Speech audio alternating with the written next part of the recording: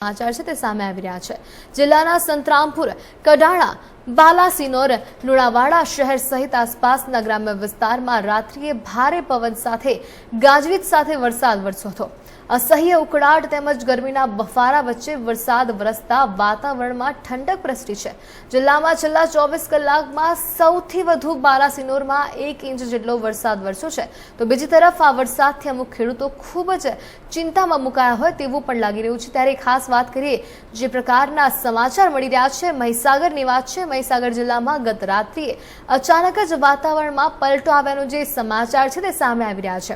જિલ્લાના સંતરામપુર, કડાણા, બાલાસિનોર સહિત લુણાવાડા શહેર સહિત આસપાસના જે તમામ ગ્રામ્ય વિસ્તારો છે તેમાં પણ અચાનક જ રાત્રિએ ભારે પવન અને ગાજવીજ સાથે વરસાદ વરસ્યો હતો। લોકોમાં જે અસહ્ય ઉકળાટ તેમજ ગરમીનો બફારો છે તેમાં ખાસ રાહત મળી હતી। વરસાદ વરસતા વાતાવરણમાં ફરી એકવાર ઠંડક પ્રસરી છે।